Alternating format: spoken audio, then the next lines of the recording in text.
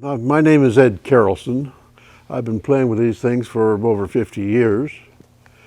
It was kind of started out to be a hobby, and I think all through the years it was more hobby than a business.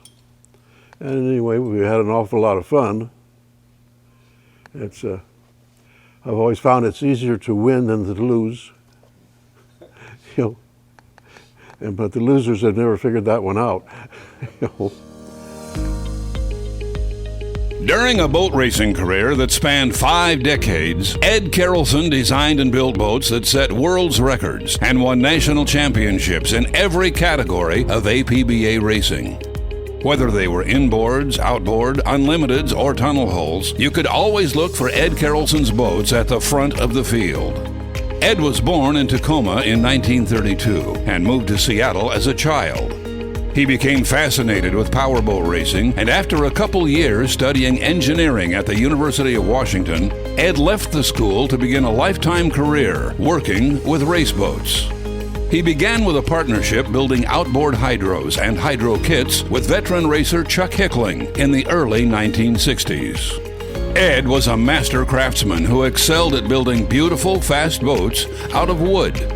It didn't take long for Ed to capture the attention of the new Miss Exide Unlimited team. By 1963, Ed had his first Unlimited job.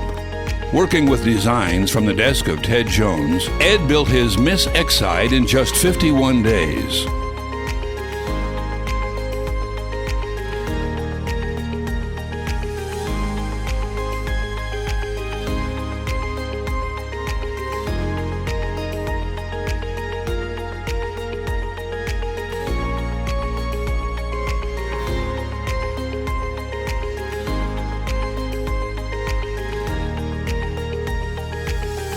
The boat was fast, but never got a chance to prove herself because she crashed and was destroyed in only her second race.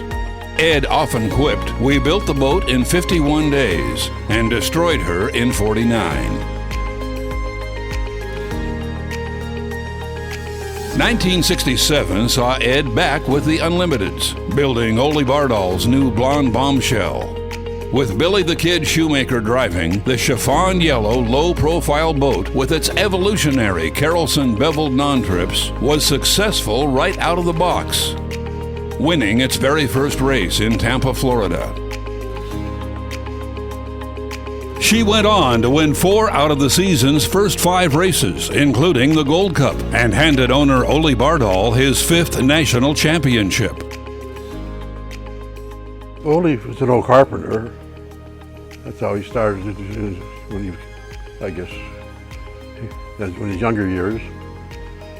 And he stood around there for about a week and was watching me and everything. And I finally just told him, so Ole, his coveralls was hanging there saying Ole on him. I said, well, put your coveralls on and help me. Well, he never had so much fun. And his daughter Evelyn said, "Man, that's the best thing you've ever done for me. You kept him out of the office for 3 months." And everybody used to tell me that Ole was so difficult to get along with. And hell, he's a great guy. In 1968, Karelsen built a new Miss Budweiser for Bernie Little, and the 2 Karelsen Hydros battled it out all season, with the Bardol winning 4 races, including the Gold Cup and National Championship, while the Miss Budweiser won 1 race with Bill Sterrett in the cockpit.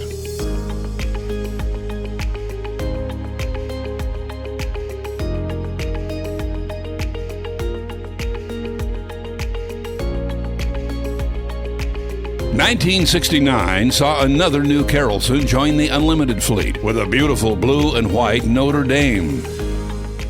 We broke every qualifying record with the Notre Dame on all the courses. We were the fastest qualifier and never won a race. The Shamrock Lady was fast, but not fast enough to beat Sterrett and the Budweiser, who won 4 out of 7 races that season, giving Karelsen his 3rd consecutive Gold Cup and National Championship. For the fourth year in a row, Karelsen unveiled a brand new Unlimited in 1970. With Laird Pierce's beautiful red, white, and blue Parco's O-ring Miss. The Parco had some handling issues and never made it to the winner's circle. But the year belonged to Bernie Little's Miss Budweiser. Dean Chenoweth replaced Bill Sterrett and won 4 races, including another Gold Cup and a national championship.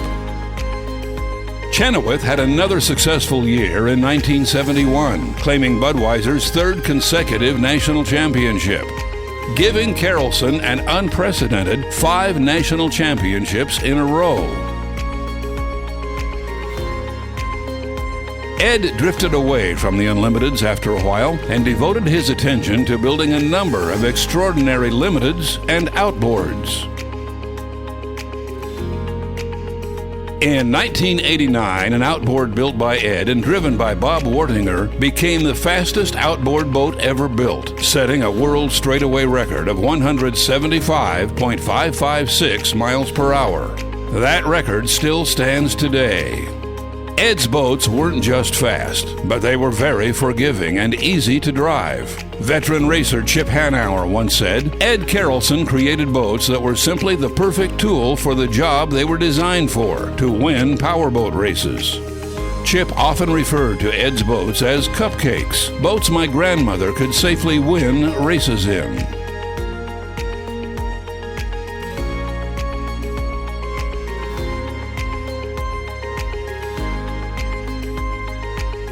The boats have a lot of history around Seattle.